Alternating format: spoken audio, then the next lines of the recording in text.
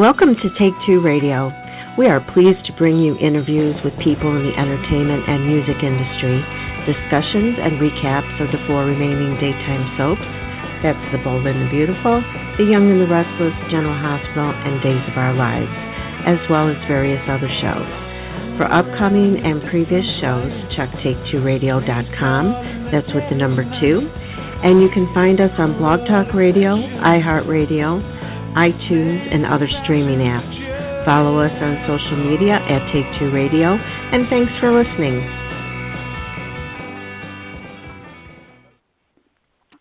Hey, good evening, everybody. I'm David, and this is Take Two Radio in Review.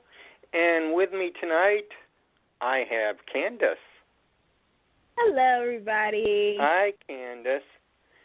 Hello. Candice and I are soloing tonight because we're saying prayers. Wolf. Yeah, we're saying prayers for our co-hosts.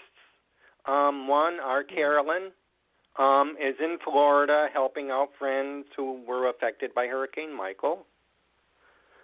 Mm-hmm. And Pam is out in Chicago helping friends from a possible flood they're having. Yep. And our friend Anthony is in recovery for an eye infection, and we have been praying for him. So Candice and I are holding the boat. But tonight, pretty much. Tonight we are welcoming our special guest actress, T.C. Warner. Welcome, Yay. T.C. Hello. Hello. How are you? I'm doing much better, thank you. And it's so wonderful to hear that everybody's out, helping others. That's such a wonderful thing. It's always a good excuse to fill in for somebody who is out helping others, isn't it? Yes, it is. It is. Helping people means that you care, and we need more of that, helping others. We do. Exactly. That's what makes the world go around, right? Amen. Yes, it does. Amen. Well, ma'am, shall we get started? We shall. Okay, so TC, our listeners would like to know, how did you get started in acting, and when did you know acting was something you wanted to do? In other words, when was I bit with the bug? That's what everybody wants to know. When did that bug start biting? When did I start scratching that itch? So I was very young, and I was born in San Francisco, and we had seen a show of Annie. I'm sure you all are aware of The Sun Will Come Out Tomorrow, the Annie show. And so I saw a stage show of that, and I realized that she was having so much fun. And I just identified with her, and everything that she was doing looked like this was nothing painful for her to be doing on stage. And I wanted to be in those shoes, not necessarily an orphan, although at times in my life I can tell you, I told my mother I would like to be an orphan. But I did want to be doing what she wanted to be doing. And so that was probably at the age of 6. Then fast forward to when we had moved to Santa Fe. I was about 7 years old. A lot of Western movies would come into town, and my mother put us in as background actors in these movies that would come into town, and that seemed like fun. It was enough money to get a bicycle and so on and so forth. So then the movie Silverado came to town. Well, long story short on that, I went in and auditioned for Carol in Silverado and ended up getting the part, and spent several weeks on the set with Silverado with Scott Glenn and Kevin Costner and Roseanne Arquette and a whole slew of stars, and had so much fun. And from that point on, it was everything about the movie making business just was like touching gold. I wanted to know everything. So, of course, when I went to college and my undergrad was in filmmaking with producing, directing, writing, writing, sound, and editing. And I went the whole gamut with that.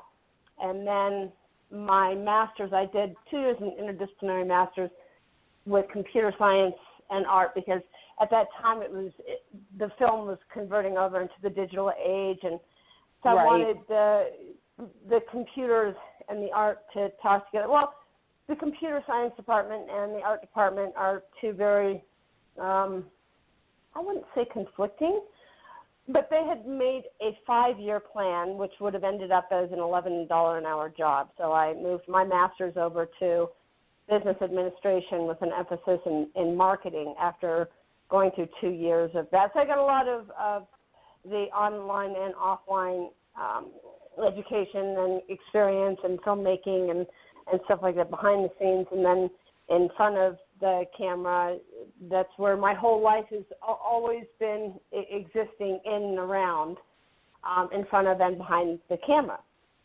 So that's where the bug really grew, was from working on the set of Silverado. Okay. That's actually a good movie. I highly recommend anybody to see that. That was like my first big Western. Like my great uncle, he loved Westerns. He loved like the John Waynes and the Clint, and that was a really good movie. So definitely everybody check that out. So sadly last month, the daytime community lost Christopher Lawford, who played Charlie Brett on All My Children. Devastated. It was like a shock. Like, I mean, it just completely. I'm going to just say this. I read it and I was like, wait, I know who that is. Automatically knew who that was, and I was like, no. Would you share your best memory of working with him? Working with Chris Lawford was a wonderful experience. He was always, it was just in his blood and in his nature to help others. And I don't know if you know of his story of helping people with addiction and so forth in the recovery in his book and stuff like that. But he was very much a kind, loving person who would look you in the eye, give you 100% of his focus, and answer every question that he had knowledge enough to answer in the most clarifying way possible. I don't know how else to explain it. If you asked somebody that had almost encyclopedic knowledge of something, he would give you the exact answer, and you would walk away being able to regurgitate it in a very clear manner. He was just so clear and concise, and he knew where he stood in his ground, and he was very humble. He was also very loving and just outright kind. There was no element of any other thing other than kindness and being humble about him. Yeah, you can just it was tell. Very sad to read that. Yeah, you can tell just by looking at like pictures and also hearing stories. Like you said, the word that I saw a lot of people say was humble.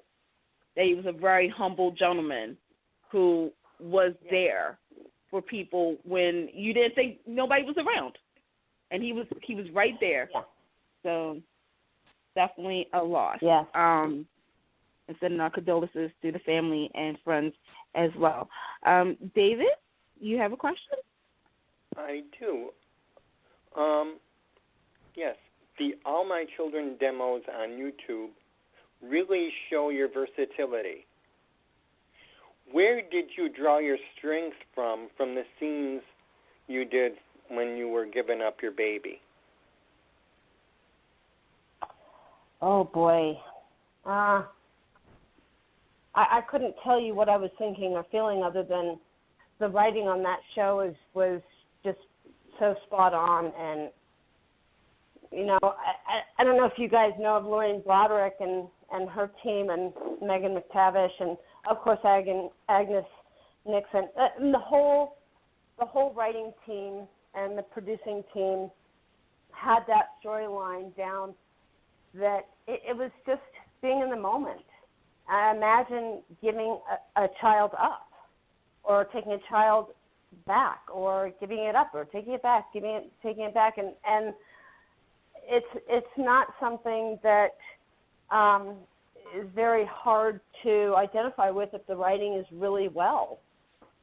If it's done well, if it's written well, and the words come out, they knew me and I knew the character, and that character was very, very deep and had been spoken about for 18 years before I came along. So it had a lot of history, and it wasn't a simple character.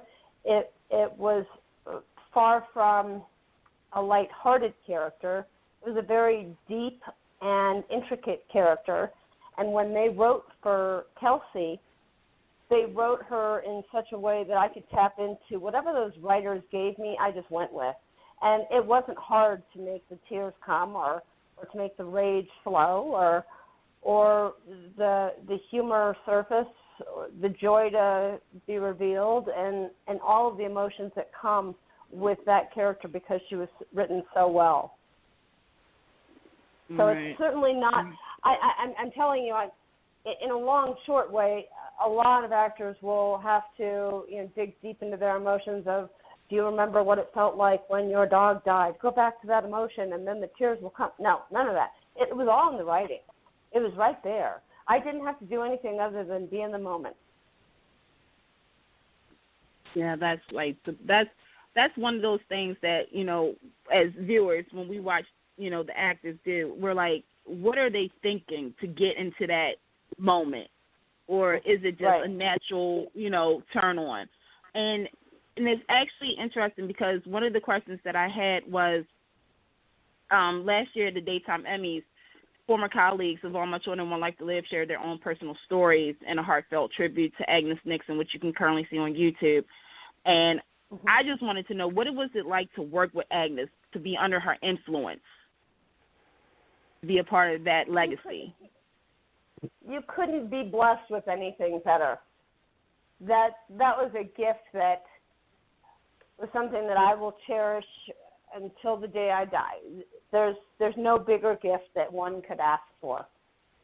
To be part of that, to be part of her whole entire family, as she calls us, was something that was so...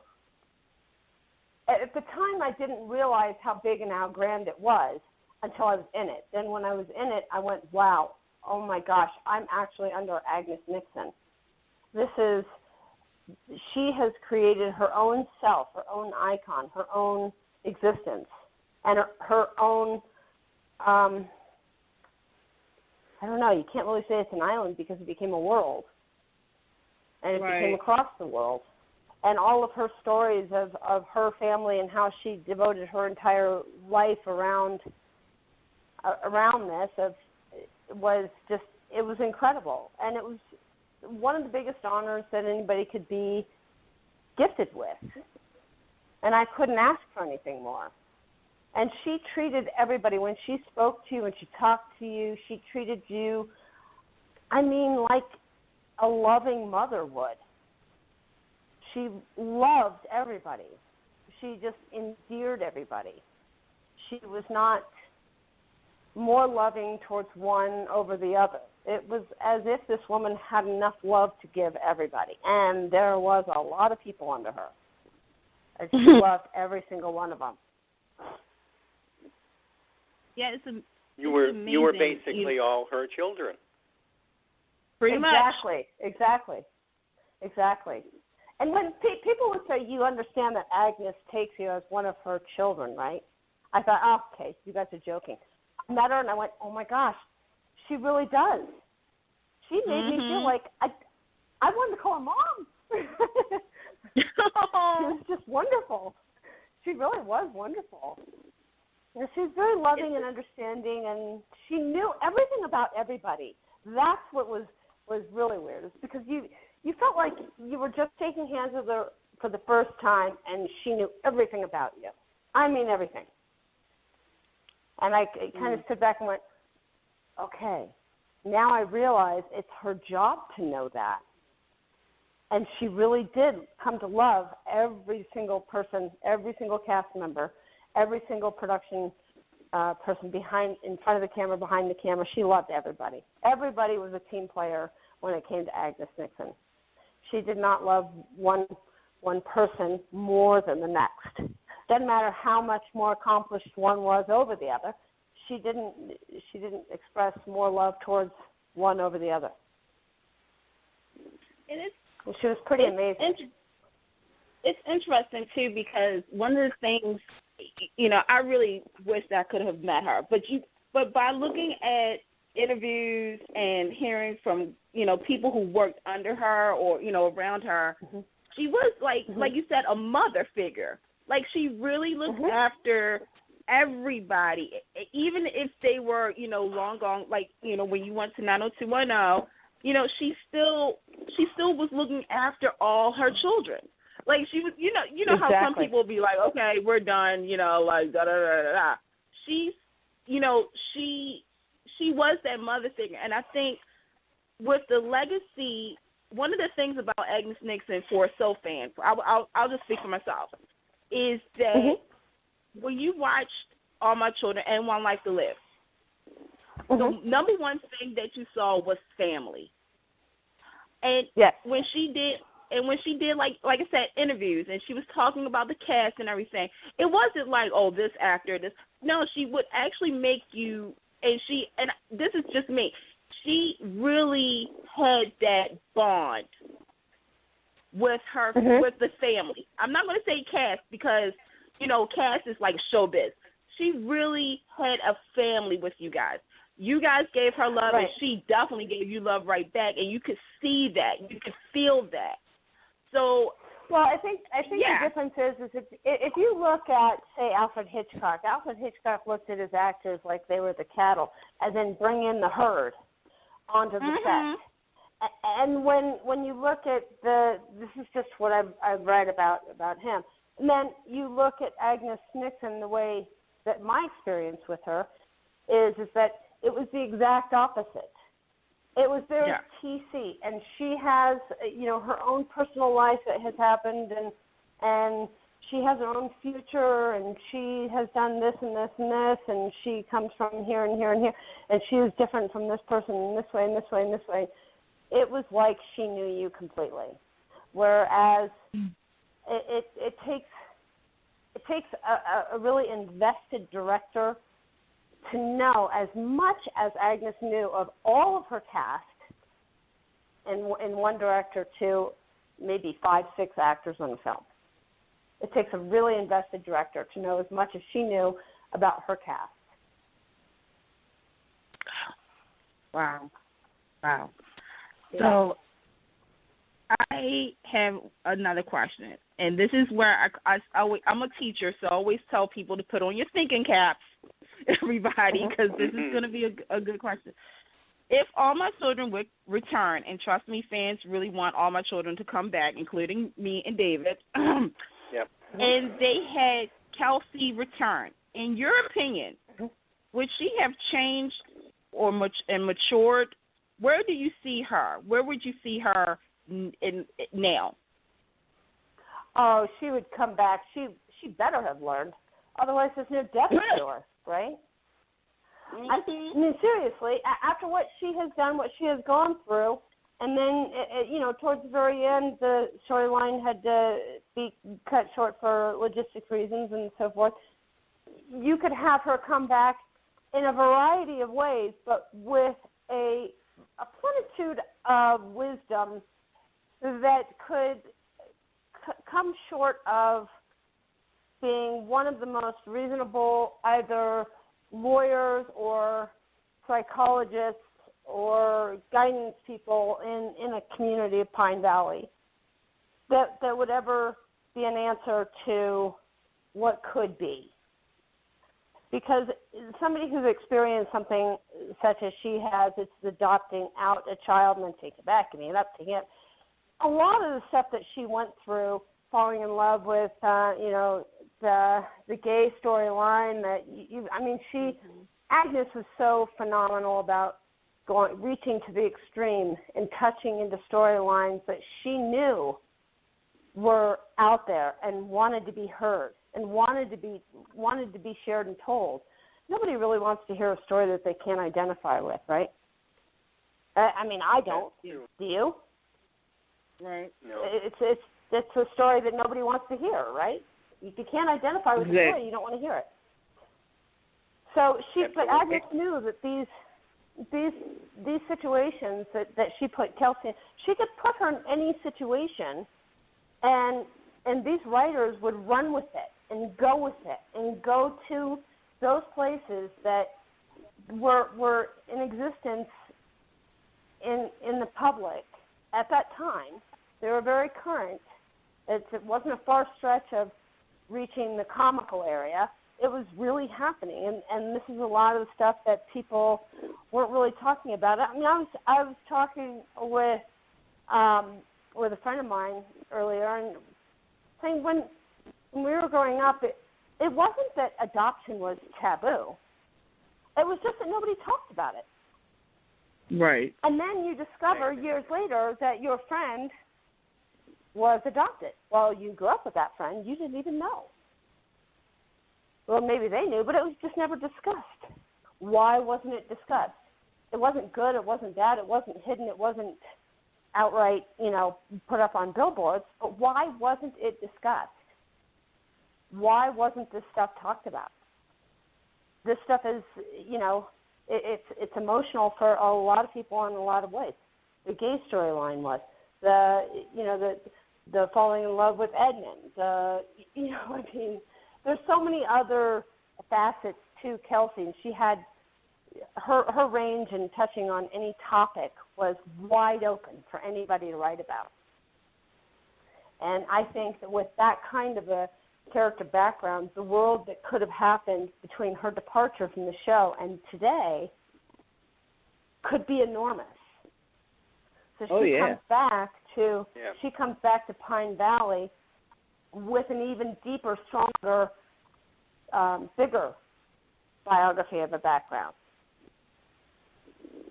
So she becomes a character that can write and talk and touch upon any facet of any type of a storyline. It's wide open. There's no limit to it. It's not. The interesting thing about me is when I came on to the soap opera, I didn't expect to be on a soap opera because I didn't see myself as what I envisioned would be on a soap opera, which is a beautiful, blonde, perfect, almost Barbie doll-looking girl. And there I was. I come on board, and I spend the first month in a pair of green sweats. And after about a couple of weeks, it was pretty boring to climb into sweats every day, and no makeup, right, and my hair thrown in a ponytail. This is not what I envisioned coming on soap opera, but I came on as a runaway. Well, that's the kind of character that my personality, my talent can bring to the table.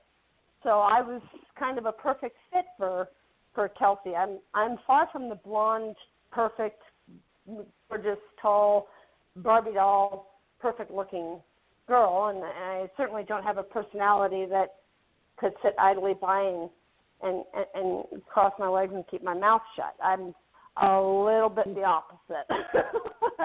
I like to talk, and I've got a lively, outgoing personality and a lot of energy. So I never envisioned myself on a soap opera, and I think that the way that the daytime shows have gone, they've really reached out and touched to a lot more of what is real in this world and what should be talked about, what topics should come to the table, what should surface in conversation, and bringing stories out that people can identify to instead of these what stemmed long ago from the soap operas, which were on radio, by the way, and people listened to them. Well, when they brought it from radio to TV, beauty is what everybody likes to see, and the stories are what people like to hear. Well, times have changed, and we're much more open and much more accepting. And I think that it comes around to what exactly is the audience wanting. I mean, you guys say that you would like to see All My Children back in what do you call what I call the media sphere, because it comes in a variety of forms. It can be on the web, it can be on the national TV, it can be on Netflix, it can be anywhere. You guys say you want it back on, and if these stories are written, you what? We do want it back on, yes. Mhm. I think everybody wants it back on, but if everybody wants it back on, they want the stories to be, if not stronger, better, but also based on what was there to begin with, and that's what Agnes wrote about. I agree with that. I agree with that.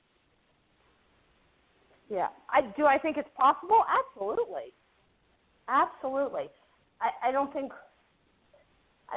any one person can do it. I think it takes a village in order to make that happen. But is it possible? Yes. I think if a good team got together, a strong enough team, absolutely. And I would be right on board. I'd be happy to join forces. There you go. Yes, absolutely. Awesome. Okay, I think, David, you have a question? Yes, I do. Since we're on All My Children, recently, how was it reuniting with your All My Children cast at the recent General Hospital luncheon? You know what? That was so perfect, and it was very needed and very called for. I loved seeing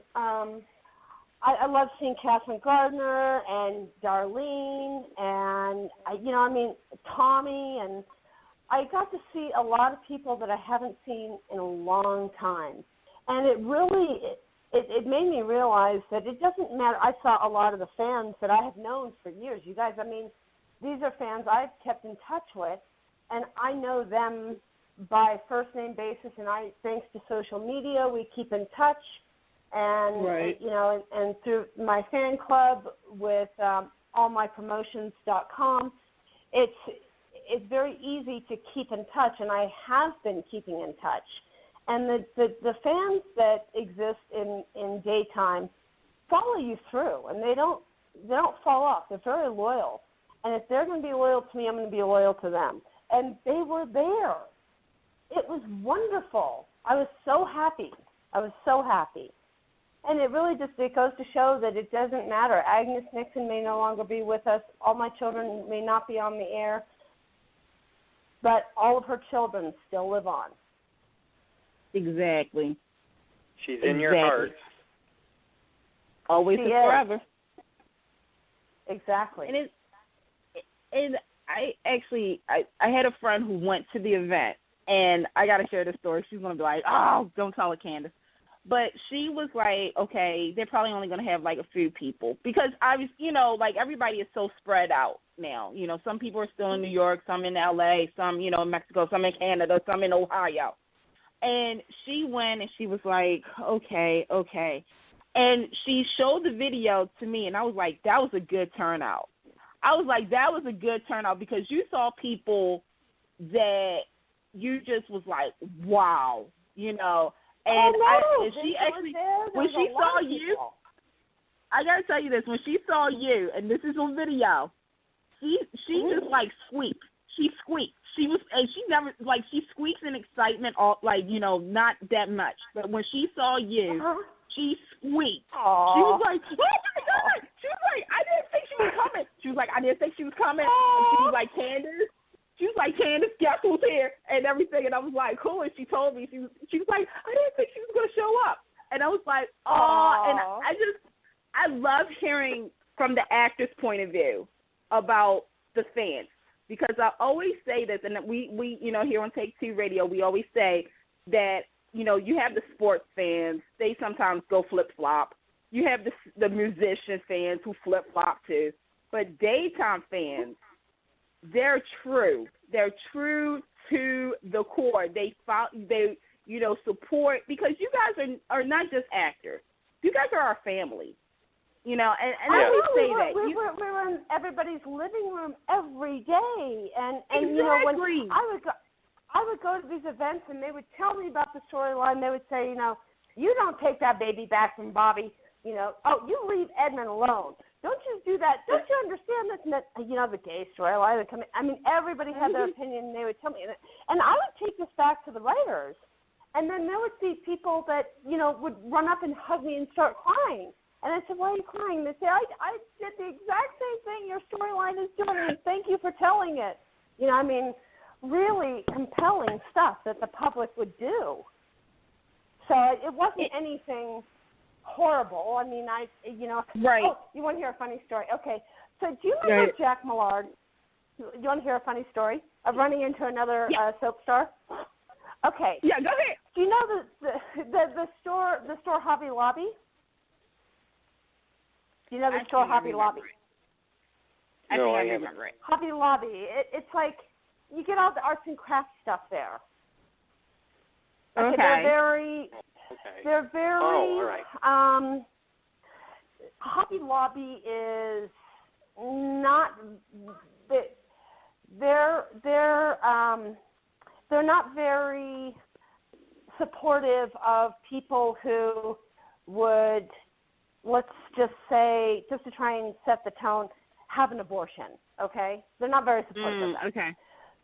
So let's just set it like that. So I'm in Hobby Lobby. I have my two kids, and my two kids are adopted, and I'm getting my kids there at that time. They're 3 and 5, and I'm putting them in a small basket so I can take them into the store so that they don't pull everything off the shelf while I'm walking down the aisle. Right. And I hear this TC, and I look, and this guy comes out of the checkout line.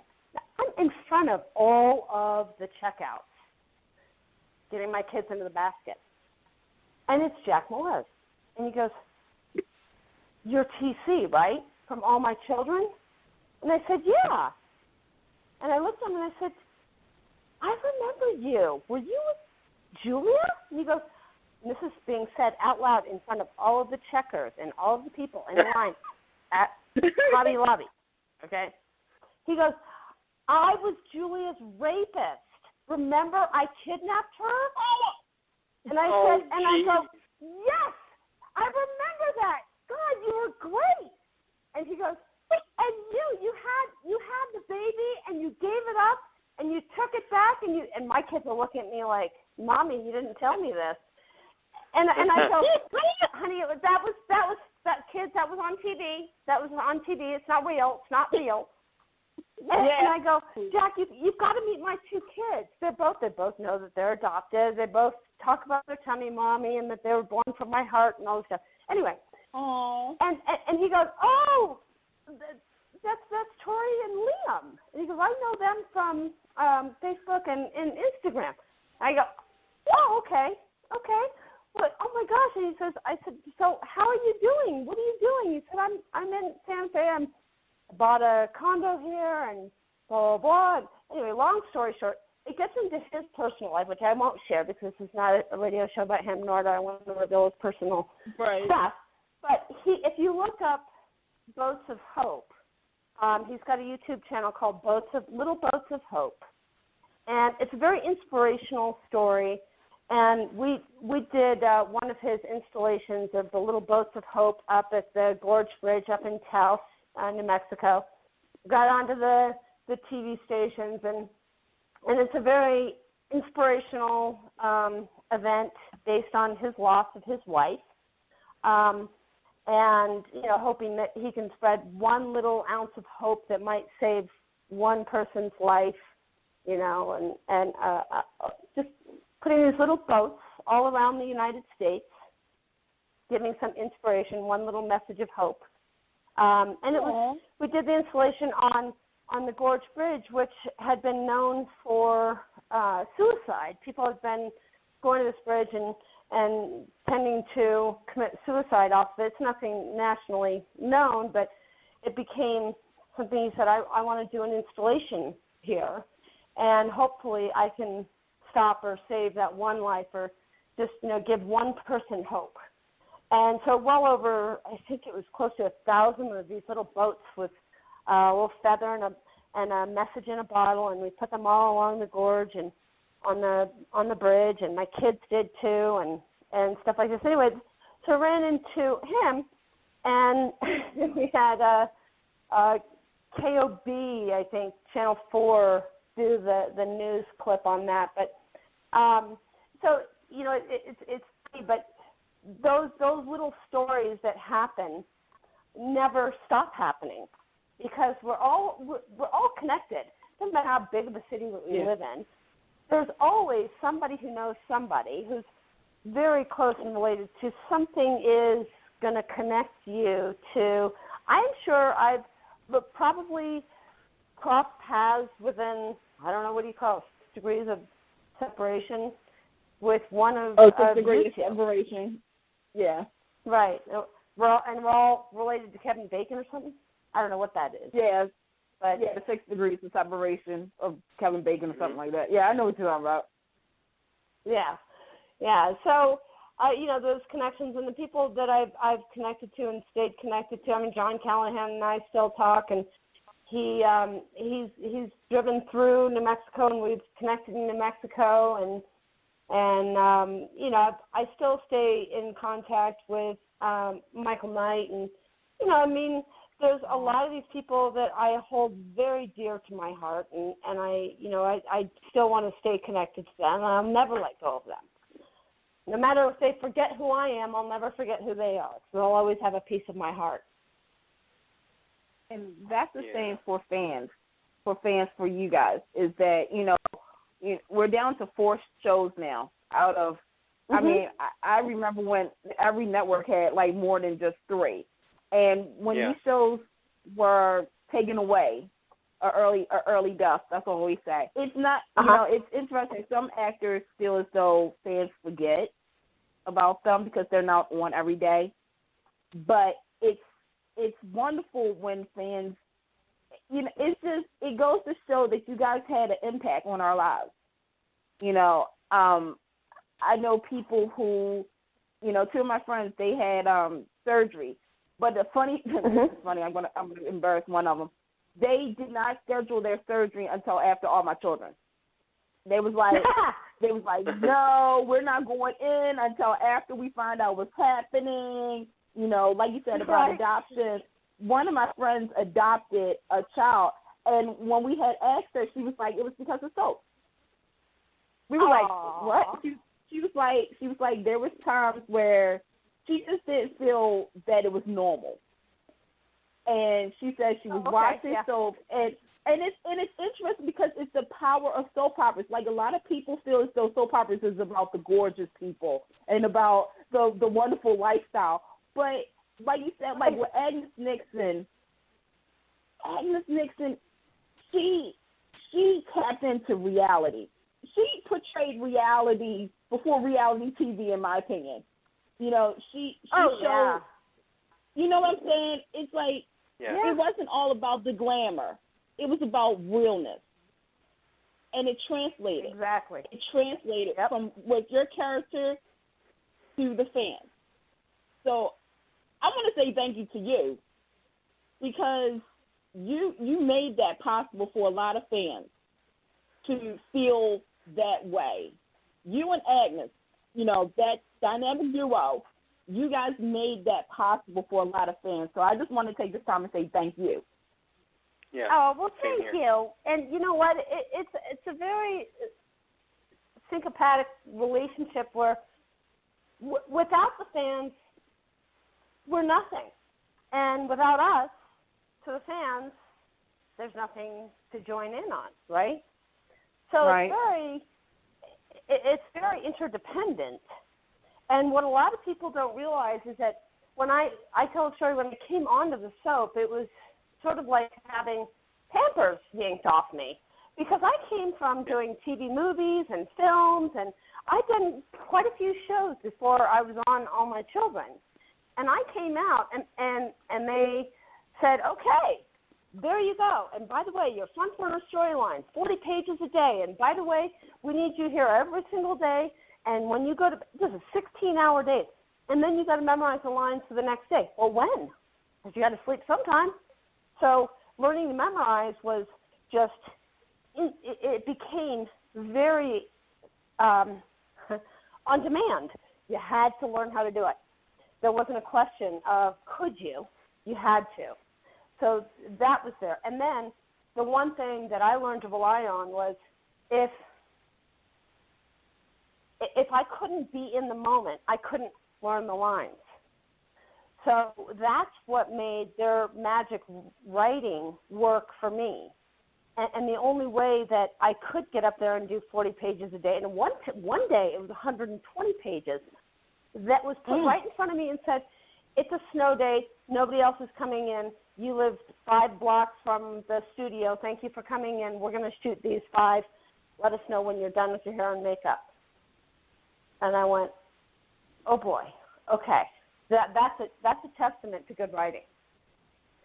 If the writing isn't good, it's going to be a struggle to get the words out of my mouth. If it's a struggle to get the words out of my mouth, it's an even bigger struggle to try and memorize the words to get them out of my mouth.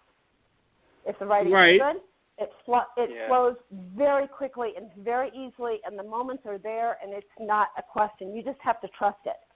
So if I trusted all the writers, they knew what they were doing. They knew exactly everything about the character. And I put all my trust into them and said, let's go. Didn't question it, just put one foot in front of the other and dove in. So that's beautiful. You know. Yeah. And it was fun, and only one take. I was used to, okay, you want a different angle on that? You want me to stand behind the camera and read the lines to the other actor? No? Oh, okay, you mean we're moving on. Okay, we're moving from one scene to the next. I think my hair was blowing as the scenes were being taped. So it was so fast, and so one take Charlie, I was blown away by it, and said, what do you mean? We're done, we're moving on. You just shot an entire episode. Go home. Okay, all right. Come back the next day. Oh, we're doing another one? Okay, wow, I'm getting busy, we're moving so fast. They didn't have the luxury of the second take. They don't have the time for that. And in that, every moment that you guys saw on TV was the first and last take. The only time they ever stopped camera and went back was when I said, and I remember this very clearly. The words were, I'm here to right a wrong. And I walked in just as adamant as ever, and I said, I am here to wrong a right. They went, cut. I'm here to right a wrong, not wrong a right. I went, oh, sorry. Well, dyslexic thinking there. Oh my God. But that's about the only time that I know that they stopped the camera and went again. Even when we were doing the I Want My Baby Back, I remember Francesca James walking down to the floor and saying, you know what, TC, everybody has been on their heels, literally in heels, on their heels, for 16 hours. And this is the last take of the day. If you don't get this right, look around you. You're going to have a lot of mad people. And everybody in the whole wedding thing was looking at me like, I'm gonna fall down. I've been standing on these high heels and these tight dresses and looking beautiful for 16 hours. You better see my baby back the right way. We want to go home. Right. And I looked at her and I said, I promise you I'm going to give it all I got. And I did. In one take, and boom, I was done. That was one take. There was no let's do this again. Let's try it this way. Let's try it that way. This is a moment we all need to cherish. No. She came down. She goes, you have one take. That's all. That's it. That's it. No more. I went, okay, I'm doing it. Let's go. So it's not I just an can't easy world. imagine it that fast. It's that fast, and it's not like, where I came from and all the shows that I had done before. Even the sitcom, only a half-hour show, took a whole week of rehearsing for the final, half-hour run-through. And at that, you ran through it 2 or maybe 3 times. And then they did editing before they actually aired it. So they did a lot of fancy stuff to it. Not in daytime. No, there's no time. They do not have room. That's why what I loved about that was there was no room for ego. Your ego did not belong anywhere in there. And anybody that did come in with the ego left faster than I could ever even shake hands with them. Well. So, yeah, humble is a word that described the bunch of people that I was lucky enough to work with on all my children. And I couldn't have asked for a better gift. It was the best experience. Oh, my God. So. Oh, wow. Shall I go? Yep. So, TC, how do you balance family and career, and are any of them being produced by you? The last part of the question is a little odd, considering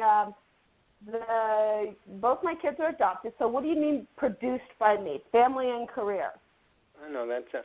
Family is more of a team effort. So what do you mean produced? Or should I just speak to how I balance family and work? It's a delicate balancing act. It's a delicate balancing act. But I'll tell you, it takes a really good partner.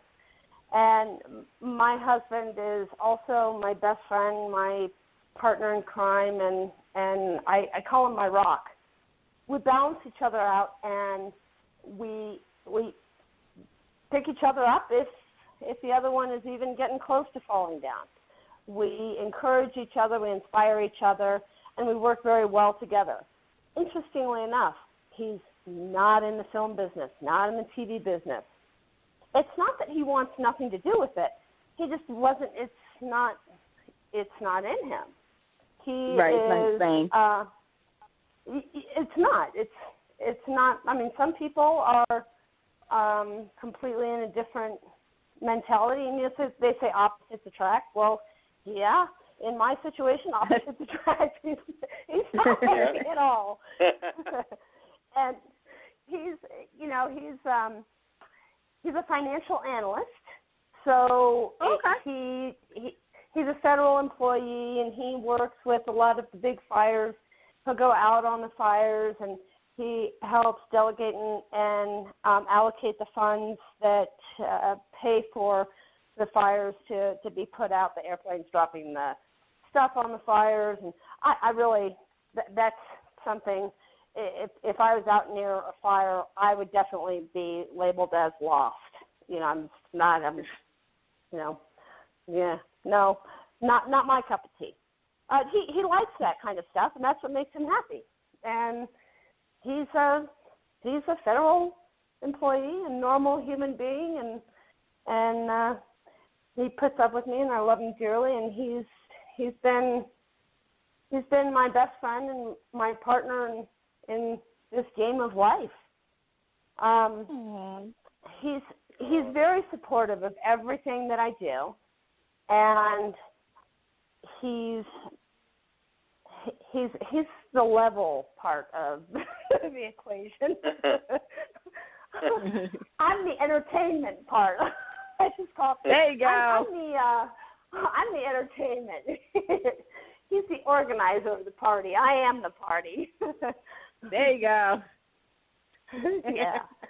So we balance it out. I do a lot of work. I help take care of the kids. I do a lot of the TV and film work. I do a lot of the writing.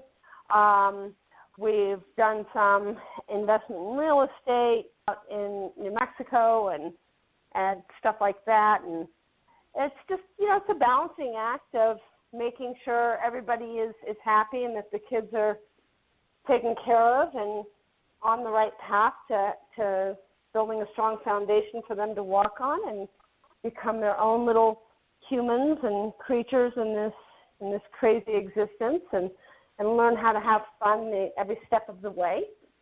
And we're having a lot of fun. I have absolutely no complaints at this moment. She said at this moment. I love how she said. How you said that. Like at this moment. Right. Wait until my 4-year-old throws a fit, then I'll start complaining. Well, it's interesting because I work with children, and and some of the parents that I talk to, because I always say this to people. I have the 1-year-olds going on 21 because their personalities. Oh my goodness! It's like wow, like they're talking and whatnot. So when you just said right now they're 4, most of the parents that I've talked to, they said that's the safe age. It's like 4 years old. It's the safe age. They're like, oh, everything is fine, everything is okay. And I always tell them, I'm like, okay, you didn't realize they're going to be 5 and 6, and then and some of the parents are like, no, we want them to stay as 4-year-olds. I know, right? We don't want them to grow up yet. I know. Well, my 4-year-old's like a little Einstein, and he looks like Einstein too. He's got the curly hair, curly blonde hair, and the crazy expressions. Yep, that's him. That's him. Okay. Oh yeah. Oh. Yep. That's so cute. Have you guys thought about Halloween costumes yet? Because that's coming up. Yes. I think we already gave that away. What we're going to be is the my husband had a Mr. Incredible outfit for a long time, and he looks like the guy, the Mr. Incredible guy. Incredible. And so this year, if you look on my Instagram, you'll see a picture of us. This year, we're going to be the Incredible Family. Yes. Oh, I wow. check that out. Oh. Can you guys see it on my Instagram? Let me look. I'm going to check out your Instagram because I'm going to definitely check out your Instagram. It's TC_Warner at Instagram is my handle. That's kind of a little obvious, right? Whose Instagram it is, considering my kids are all over it.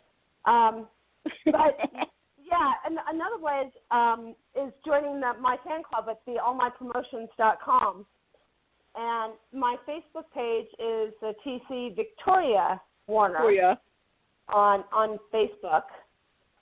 But I'm more of a photo instead of Facebook. To me, has gotten a little bit too on the I want to vent about something political side. So I've sort of been more so about sharing pictures, and I've slowly been migrating to just the Instagram and letting a lot of Facebook be, be a means of reaching a lot of people that I still have on Facebook at any given time. But more attention's going to Instagram, just because I'm more about pictures and sharing pictures with people and stuff like that is more what I'm about instead of having some political agenda. Let them draw their own story. Mm-hmm. Sorry, say it again? Let them draw their own story from your pictures. Yes. Exactly. Yes. And if they have questions, then they can take the time and post a question. There you go. So, TC, I have a question for you. If you could be on any daytime soap currently, which is Young and the Restless, Bold Days, and GH, or digital drama series like Anacostia and the Bay, what show would you like to be on? Like, what do you think of the shows right now? Like, your opinion about it. I would follow really where the writers that I've worked with in the past have been and are, like Days. You got the Lorraine Broderick team. Yes. You got the Megan McTavish. You've got the Bell family. You've got, you know, I'm very. It's not necessarily about co-starring against so and so or necessarily fitting in with any one specific storyline. I'm far from one that can be pigeonholed. I've got a lot of versatility to me, so I could be on almost any single one of those shows. You could. Doing almost anything outside of, I mean, stretching from the obvious, but right. So I don't really. I look at more so where the backbone, the history of the show comes from. And of course, these daytime shows have a lot of history. I mean, if you look at the Bell family, they've been around forever Right. and ever and ever. I would love to support the new media that's out there, and I'd be happy to entertain that. I'm back and forth from New Mexico to Los Angeles quite a few times a year. In fact, I'm going out there, the first week in November again, and taking in a lot of meetings. And I don't know if Johnny has jumped on the line, but there's several meetings that are going on. There's not one specific favorite. I can, if we had enough time, I could probably nail down a bazillion things that I like about every single show, and what strong attributes each one of the shows have. But one underlying factor that they all have is it's almost like a good restaurant in New York. If you've got good food and you've got good company, you've got a long-standing restaurant. Bingo. In the daytime world, in new media and the options that are out there of where to put your content, you've got your choices. You don't have to sit there and say, I only want to be on daytime television with CBS.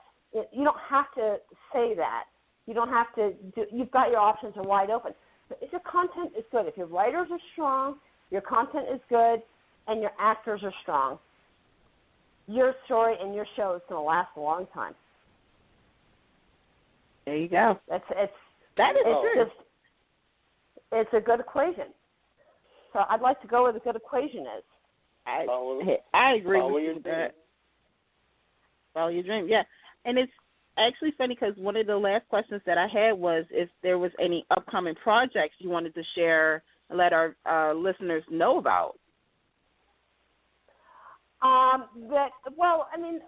all know that I've done the Better Call Saul, and I play the nurse on that show, and I've been doing some shows out here, and I've been auditioning for shows out here, and I'll be auditioning for other shows out in LA and stuff like that. In the meantime, what I've been doing is working on the screenplay Now Silence is an adaptation of a book called Now Silence that was written and published book by my mother, actually. And it's more of a historical novel based loosely on a true story. And we're working on that as screenplay-wise. There's a couple of television shows that have been written that will be being presented to the management team.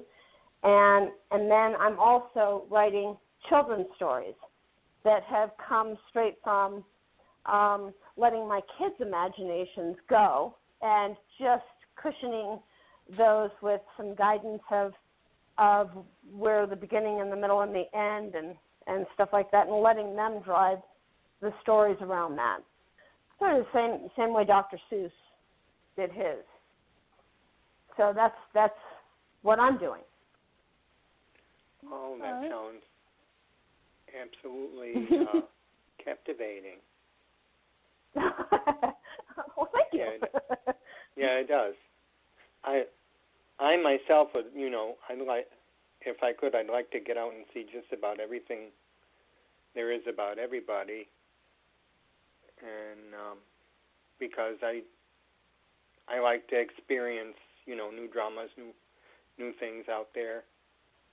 I mean, possibilities are basically endless.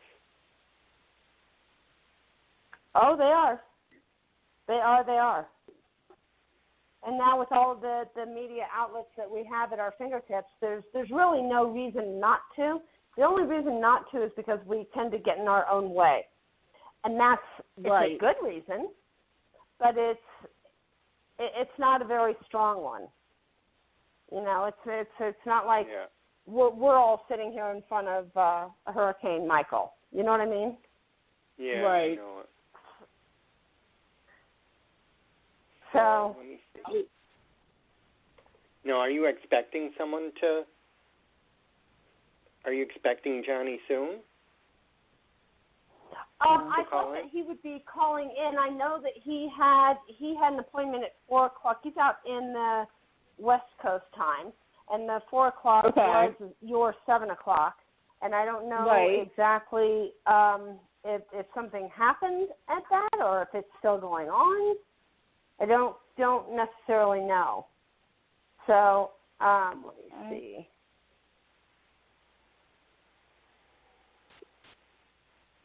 What can we do? Yeah.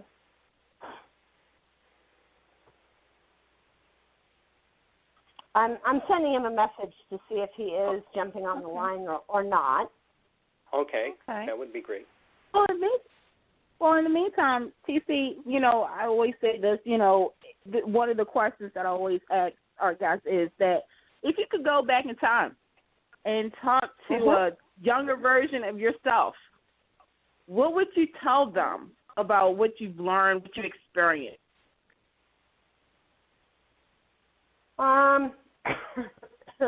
Let's see. I think the one thing that I would say is take competition in a healthy way, because if it wasn't there, you wouldn't be trying as hard as you should or could. Okay. Competition can be viewed as a discouraging element or an encouraging element. And if there was no competition, would you be doing what you're doing, really? I mean, if nobody was there and you were the only one doing it, would you still be doing it? Most actors will probably look at you and say yes, because they're not really thinking that much into it. But we're very affected by what happens around us. We're very affected. No, I don't care what anybody says. We're an image-based society. That's how we're raised. That's how TV, media, everybody is, you know, I mean, people will tend to vote on who is a prettier person, regardless of whether they know or like that person. But when it comes down to being and doing what you're doing, if you look at competition in a way that is a healthy aspect, that it's there and it's a driving force as a sign to tell you, you better do better. You better try harder. Give the world your best.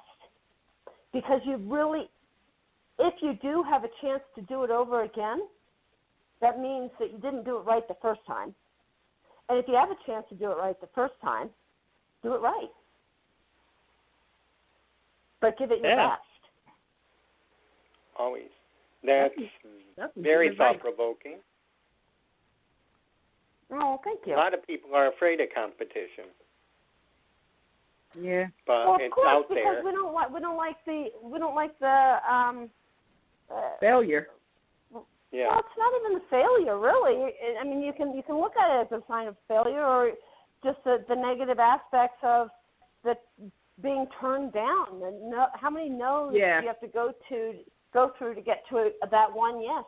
Does that one yes mean, is that one yes worth all of those no's? Well, that's only up to the person, their level of passion about what they're doing. It might be 50,000 no's to one person is the weight of one no to another. That one no to another could be so heavy on them based on the fact that their passion isn't strong enough to lift them away from it. That's true. So it's all about whatever is going to make you happy. It's whatever makes me happy might not be what makes Candice happy. It might not be what makes David happy. It might not be what makes the next person happy. But it makes me happy, and what matters. Because if I'm doing something that is not making me happy, then guess what surrounds me? A lot of unhappy people. Yep, absolutely. Birds of a feather, they flock together, right? I attract who I am. If I am in misery, misery loves company. If I am doing exactly what I want to be doing and I'm exactly where I want to be, I'm going to attract the people who want the same. Right? But it doesn't mean that I'm going to somehow miraculously avoid all the Debbie Downers and the naysayers and the you can't doers. You know, those people are all over the place. I'm able to identify them and nod my head and say, okay, thank you. For some reason you needed to bring me this information, and I thank you for doing that. But it won't affect me. I'm doing this because this is a decision I've made. But some people are happy just making, sewing sweaters all day. Some people are happy doing brain surgery all day. I'm not happy doing either one of those things. But those people are out there, and they're happy. That's right. And so there's going to be people that the naysayers, and then there's also going to be the people that are wanting the exact same thing that you are, and they are better than you, they are stronger than you, and they've got qualities that anybody in their right mind would say this person's more qualified, or it's more justified that this person come into this equation. So therefore, you've got to try harder. And that's why they're in that equation, is to force you to prove how much passion you have. How much drive do you have? You've got to prove that by overcoming your competition. And don't ever think that you're the one that makes the decision of whether you're hired or not. That's not your job, as far as the acting goes. Right, and it's your job to competition comes growth. Exactly. In strengths of character. There you go. Mm-hmm. There you go. I have not heard a message back. Okay, so... so I think he's stuck in a meeting.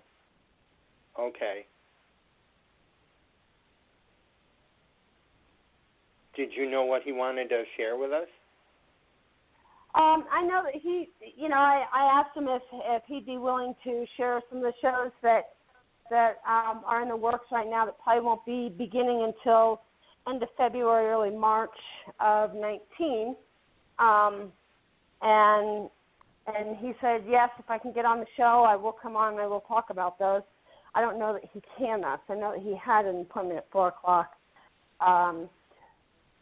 But, so I think he's stuck on a show or in the appointment that he's in right now. So. Okay, then. Well, if we can't, then on behalf of Candice and we'd like to thank you for your thought-provoking interview. You were very lovely to speak about, and we miss you on television, and we want to see you more often. And we can't wait to see what's coming up for you. Wonderful, wonderful. Well, thank you guys so much for having me on the show, and I look forward to being back in the spotlight again. And you guys keep up the good work that you're doing, and I look forward to coming back on your show in the future. Oh, yes, please do. Please keep us in mind. I will. All right, Candice, thank you, and thank you, David, and you guys have a great rest of your night. You too. Thank you very much. You too. All righty. Okay, bye-bye, guys. Bye. Good night.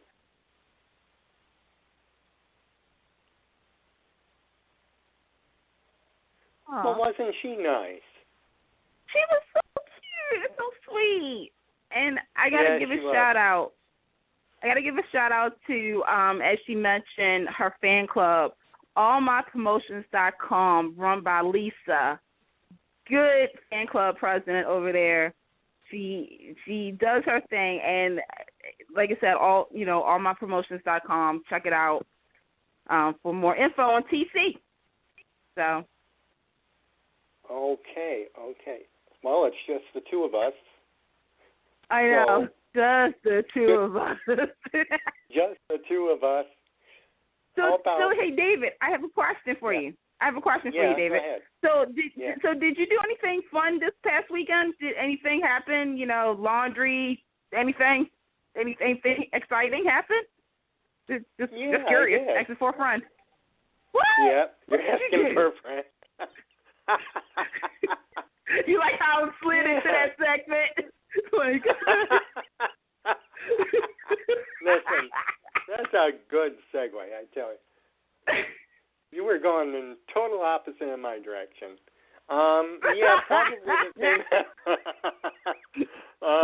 People want to know, David. People want to know about this.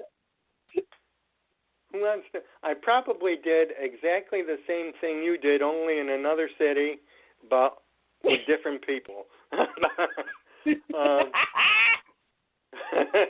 We had fun, didn't we, Candice? We did. We did. Okay, why don't you go first, and then I'll... Okay. So, I don't know if you guys follow me on social media and whatnot, but y'all might have figured out one of my favorite soap operas is Gone Light. And every year, Daytime Stars and Strikes, shout out to them. Even after the cancellation of the show, they've constantly done fan events. And this year was no different. This year I attended the 3rd annual Bauer Barbecue. Yes, it's a real thing now. And it had Michael O'Leary, Grant Alexander, Jerry Van Dorn, Liz Kiefer, Evelyn Roscoe, who played Hope Bauer, was in attendance. And it was just, just a swank. Are we still using that word, swank? Swanky? Yeah. Swanky event. It was a regular barbecue, Q&A, was given. Auction, all money proceeds for that weekend of Daytime Star Strikes were had karaoke with Lauren B. Martin from As Well Turns and Pride.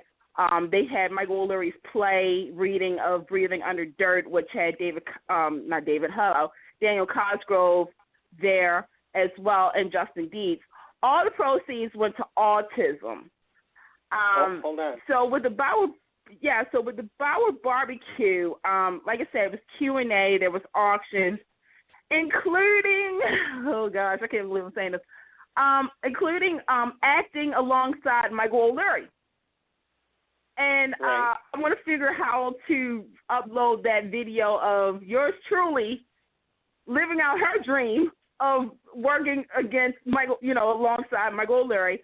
But it was just, it was one of those, and I said this earlier, that, when you watch these daytime actors, they become your family. Right. And that's what it was. It was a family event. Now, there was some talk about All My Children Won't Like to Live from Jerry Van Dorn. Right. Like he said, it does cost a lot for soaps, but keep your hope and your faith, because you never know what's going to happen next. And they also was talking about, and I can't believe this, next year is going to mark the 10th anniversary of the finale of Gone Light. So next year they've usually been having their events in New Jersey. Next year is going to be back in NYC. It's going to be a 10-year reunion. As soon as we get more information, we'll definitely pass it on to you, because and I'm going to say this, if you're a Gone Light fan, you need to go. It's going to be big. That's all I got to say. But this event, it was the Bauer Burger. Right. The actual Bauer Burger. It was, like I said, they had the acting, they had Q&A, reminiscent about, the show, the direction. They even talked about, if Guiding Light was to come back, it's more so, and I want to tell fans this, I know CBS has been getting a lot of flack lately, and a lot of people want their soaps back. We all do. Procter & Gamble is somebody you guys need to tweet and kind of talk to. We discussed that, as well as how certain people were looking at what Prospect Park did with All My Children and One Life to Live as a vehicle to see if it was going to work. So, they want to come back. It's not like they're just like, oh, the show was canceled, stop on the idea. They want to come back. They know how important these shows were to the fans.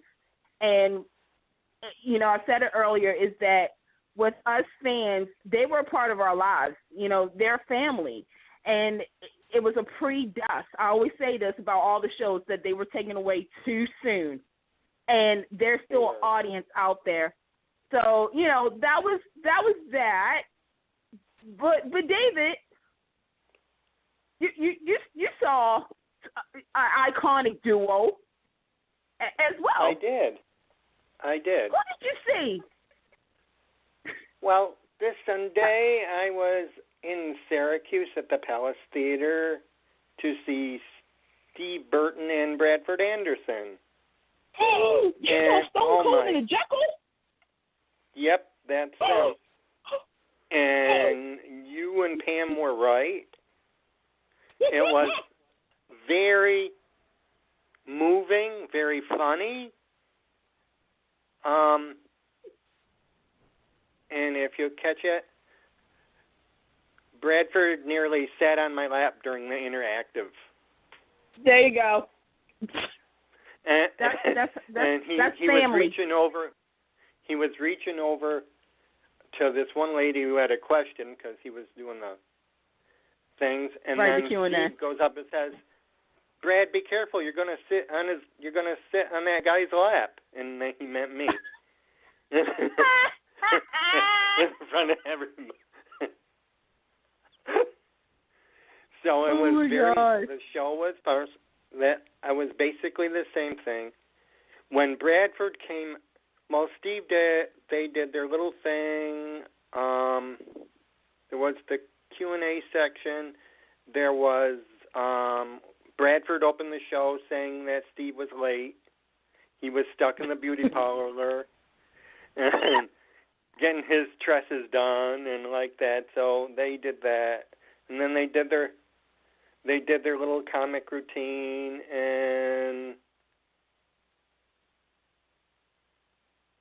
I said there was one part Steve was talking about his section, and the one thing is he was talking about his twin brother, and he says he wished he had a twin who liked me, and enter Bradford with that blonde wig.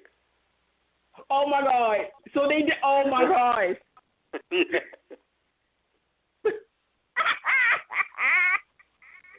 Did Steve do the Maurice Bernard impression? Yes, he did. Yes! Yes, he did. Yes.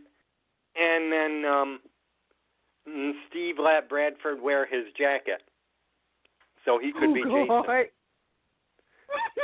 And he says, "Oh, it was so funny." And then we had after the show, there was the VIP one. We were dismissed one row at a time, and it took a while. And I had to save my juice on my phone, so I had room for just one shot of that. And then my phone went dead. The battery went. So, and I couldn't charge it any place. So at least I had that one shot.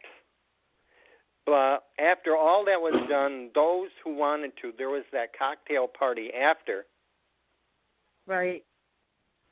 That was separate from the show and the VIP. You had to pay. That was additional money for that, and that was more of an intimate time where they would talk to people. He they would talk to everybody. You had time for autographs then because it wasn't as big. Not everyone signed up for that. Right. And there was a lot of, and the funny part was, I said when Bradford came around to me, I said, sit right here. I said, you can sit. He said, no, that's all right, thank you. Oh, I said, my gosh. I offered my lap. Steve laughed, and I said, Steve, I offered Bradford to sit on my lap, but he declined. He said, smart man. This was your first time meeting them, right? No, I met Steve 6 years ago after he left. Oh. Okay. General Hospital, and that was my first trip to Syracuse. So that's when I found out. It was sort of a reunion. I met Take Two Radio opened, and on the first day that Take Two Radio started was the day I was going to meet Steve Burton, and he was in Syracuse. Okay. And then I met the promoter there, so it's like, it's sort of like an anniversary, so it's been 6 years. Aww. Steve was here 6 years ago. 6 years ago, November would be. Yep. Aww. So, yeah, See? and they were very sweet to everybody. We all got a hug at the end. He hugged yeah. Thank you for coming and all that. Yeah, that's something, and I'm going to say this right now. I'm going to take this moment. Is anybody who is thinking about going to see Steve and Bradford because they have upcoming dates, I would suggest to go because it's, with Pam, me, and David, all of our events, even though, Steve and Bradford was there, there's certain things that they did that's going to be the same, but there's things that's obviously different that makes it more personal. But the one thing is that they hug you. Bradford is the bigger hugger. I mean, I love Steve, but Bradford just brings it all in. He's like, oh, come here. You've known him for so long, via, General Hospital, obviously. But it's just that moment, and David, I'm pretty sure you had it, where you're just like, wow. Yeah. Yep. It was very warm feeling. Yeah. It's a very warm feeling. Anyway. Yeah. When General Hospital visits Syracuse, it's a very warm feeling. It's so nice that I have something nearby me. I mean, it's only a hour and a half train ride, basically, maybe a little more depending if the train is late. Mm-hmm. And I stay over. Yeah. So, it's very nice that she has that up there. I never knew that she was up there like that, and she's been doing this for years. She's been doing this for years. She's had, she told me, okay, I can give you a list on who she had before I got there. She had Cameron Matheson up there. Yeah. When he was doing Dancing with the Stars. Stars. She had, what's his name? Events by Wendy, right? Events by Wendy, yes. Yup. Shout out to Wendy. Hey, Wendy. She had, what's his name, who played Nash on One Life to Live? Oh, what? I forgot it. I know who you're talking about. Yeah. Is it Forbes March? Yep, that's him. Forbes March. Yeah. Mm-hmm. Yep. Brandon Barash was there before I got, let me see, Trevor St. John. Nick Roebuck. This was before I got there. So in 2000, let me see. And she had a funny story about when Trevor was up there. He was so sick. She told me. Yeah.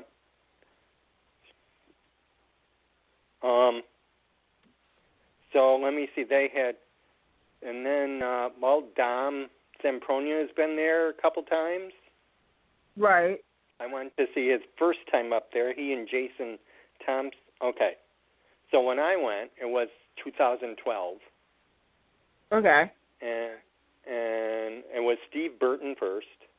Then we kept following. Dom and Jason were second. Uh-huh. Dom and Jason Thompson, followed by Scott Reeves and Lisa Cicero in 2013. Okay. Yeah. So I guess there were two, and well, sometimes she had one a year, sometimes it was twice a year. And then, let me see. Dom's been there a couple times, but there's once.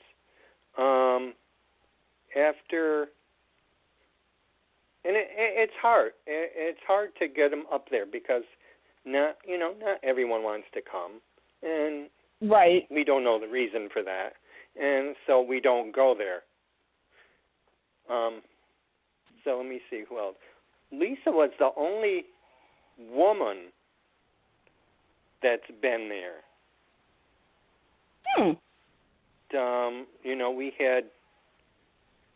We had Roger Howarth. Okay. We had Roger twice.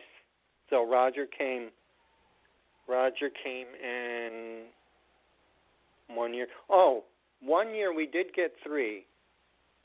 And it was Tyler, Christopher, Rick Hurst, and Jason Thompson. Okay. And then there was Roger by himself. And then last year was Roger and Michael Easton. This time was Bradford and Steve. So, and I'm looking forward to May because she's hoping to get something going in May. Oh, sure. Yep. There you go. And she wants to get Josh Swickard up there with two other guys who've already been there. I'm pretty sure if it's Wendy, she'll get it. She'll get it done. I mean, that's the thing. I mean, I'm gonna say this, because obviously, if you go over to take2radio.com and you look at the fan events and everybody who has gone, you can, yes, I know if Pam is listening, I know Pam, I have to submit all of mine. But the thing is that with these fan events, and I've been saying this a lot lately, is, I know everybody hears about, General Hospital Fan Club Weekend and the convention and the Young and the Restless and Bold and the Beautiful, which is next year. And I know the first thing everybody does freak about is the money. I trust and believe, honey. We all know that. But when they're doing like Fantasy Weekend and, Steve and Bradford and, even, and shout out to Starstruck Events because, I didn't think I was going to do another soap event, but guess who's going somewhere next weekend? Yeah, me. You're going to Virginia. I'm going to Virginia. Is this your first day's event? This is, you know what? I've met Jake Hogerson before when he came to Baltimore. And that was many moons ago because him and Jackie Zeman came. And I've met, as far as days go, this is going to probably be my first one. And it's funny because I've met James DePaiva and I met Cassie DePaiva, obviously, at, various events when it was in New York City. I've never met Paul Tafford, who plays Xander, so this is going to be my first time. But I've been saying for the last 2 years I wanted to meet Eric. I said, I want to meet Eric. Every time I turn around, like if he had an event in Hershey Park, because he's from PA, and that's not too far from me, I'm like, okay, I can go. But it just never happened. And Lord and behold, I'm going to meet Eric for the first time next week, next Saturday, and I don't know how I'm going to act. It's like I do know how I'm going to act. But it's going to be one of those things. That's why I tell people, I said, look, you know, if they're in a city near you or in your city, you know, there is affordable events. Even if, look, I'll say it like this. Even if you're not, like, really feeling the shows right now, but you like the actors, show them love. Go. Like, experience it. Because it's amazing the memories that happens there. Like, you have so many memories of going to these fan events. And not only that, and I always say this, you know, some people, David, you probably know this too, is that, you know, a lot of people don't like to talk about soap operas. I don't know if you noticed that or not. I do. So, right. And when you go to these events, I always say you're home because you have other people who are watching the same show you are, who may not agree on a lot of things that you may agree on and vice versa, but you're there to support the actors. And you're having fun, and you can actually make friends. I've made so many friends, including these group of people on Take Two Radio. I've met so many friends because of the soaps. And you have that bond. You have that experience, and that's the best thing about these fan events. So definitely go. Go, go, go, go, go. Go. That's my PA announcement for today, my public service announcement. Go. Go and have Bradford Anderson sit on your lap. Go have that moment where you're acting against Michael O'Leary and you're kind of being the seductress. I cannot believe I did that. Don't worry, I'll figure how to get the video up there so everybody can see it. I'm not seeing it. I'm just letting everybody know. I'm going to be one of those people. I can't watch my acting. Oh. Can't do it. Oh, God. And, it's Emmy Award winning in its own right. Oh, that was another thing. Jerry Van Dorn, to raise more money for autism, he actually had his daytime Emmy, and you got to take a picture with it. So I'm now I'm proudly say this, okay? I am now a 3-time daytime Emmy Award winner holder, because I've held the Emmy 3 times. 2 times because of Jerry, and 1 time because of Chad Brandon, who plays Xander in General Hospital. So there you go. I mean, it's those memories, it's those moments that, you know, it may sound, you know, if I told somebody else, like, hey, I held a daytime Emmy, they'll be like, really? Oh, that's great. But for soap fans, we know how big of a deal that is, like a daytime Emmy. Oh, my God. It's not heavy, by the way. Not heavy. They are heavy, aren't they? A little bit. They're not. Actually, you know what? They're not. Chad Brandon, he said the same thing to me. He was like, it's really heavy, isn't it? I'm like, no. He was like, you want to hold it? Sure. Yeah, Eric Marcel says they're like 2 barbells. Put one in each hand. They're like 2 barbells in each hand. 2 dumbbells in each hand. I think it's one of those things where it's like when you look at them and the actors are like, wow, this is really heavy. But to the parents out there who have newborns, and like I said, I work with newborns, they're not heavy. They're not heavy. But yeah. So you saw Steve and Bradford, and Bradford sat on your lap. There you go. Well, he wanted to, but he changed his mind. Yeah. Darn it! So, for all of those Young and the Restless fans out there, shall we tell them what's coming up? Oh, my God. Okay. Oh.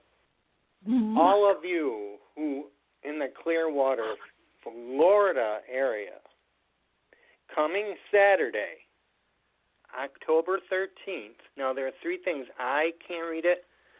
Daniel Goddard and Jason Thompson, who play Kane Ashby and Billy Abbott on The Young and the Restless, will be in Clearwater, Florida, on the Soap This event. So, in order, if you want information on tickets, number 1, you go to Soap This on Facebook, and you can find the information. Or you can go to soapthis.ticketleap.com, and you can find out there. Now, there are still some tickets left I was made aware of, so I would act quickly because you have till Saturday. I don't know how many have been sold, but this is your opportunity. And for those of you who haven't met them, I can tell you firsthand, Jason is very polite. He is shy at first. He's shy, reserved, and playful at the same time. I met him twice. I believe that. So, yeah. I met him out Starbucks in New York when Kimberly McCullough was signing my book, and he had Starbucks. I didn't really talk to him, but I could tell he was just very humble. Yeah, he is. He's quiet, but he's very appreciative. He's very appreciative. I haven't met Daniel Goddard, but I'd like to believe he's the same way. Because if you see him, he's very social media oriented. Yes, he is. And he just loves his fans, if you notice. So I'm sure they're both going to be gracious to you. Yeah, and real quick, we want to send our thoughts and prayers to Daniel Goddard's father. I believe he was released from the hospital today. If you don't know, Daniel Goddard's father took a really nasty fall and was injured, but he's okay now, and he's being released. So thoughts and prayers go out to Daniel Goddard. So, yeah. Yep. That's very nice. Yeah, that was sad. That's very sad. And I guess, and before we end, should we say a prayer? Yes. Sending prayers to Caroline, first and foremost. Actually, to everybody who's being affected by Hurricane Michael, you know, our thoughts are with you guys. Please, if you've been watching the news, you know how bad this is. So thoughts and prayers goes out to them. To Pam,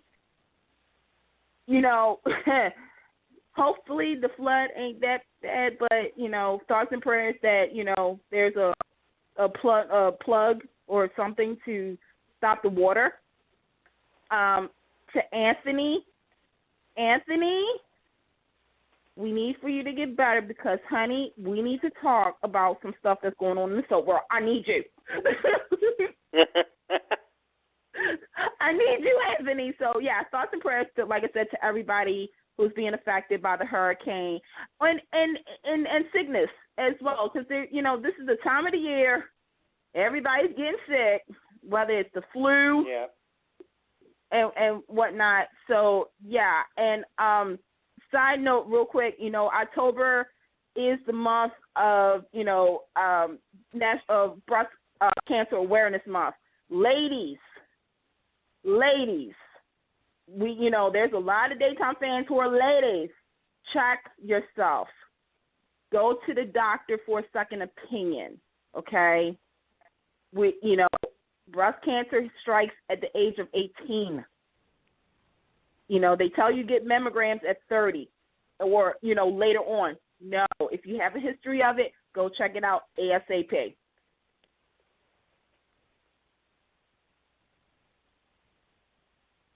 That's about it on my end. That's about it. So when will we be back next there, Candice?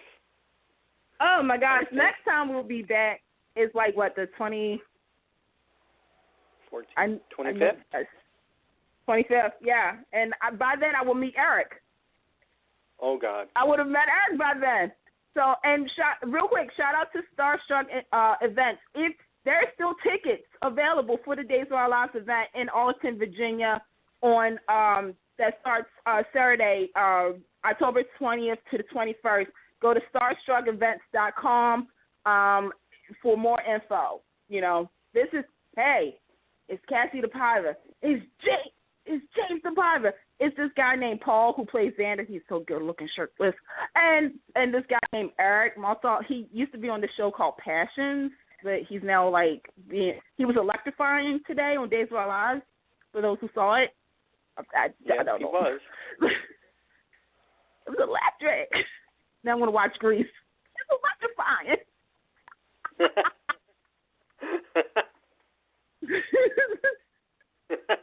We need to play that.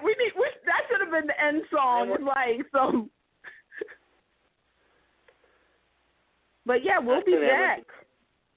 We'll be back. Yeah, we'll be back on the 25th, and to discuss and rave and rant and all that good stuff about the shows and events, and hopefully the crew, all of us, will be here together. So, and thank you guys for listening to us. Thank you, TC, for joining us tonight.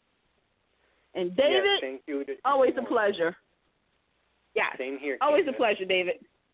We got each other. You guys have a good night. Yep. Good That's night, everybody. Night, everybody. Get connected with Take Two Radio on Facebook or Twitter at Take Two Radio. For email updates on future shows, follow at Blog Talk Radio. For previous episodes, upcoming guests, and more, visit TakeTwoRadio.com.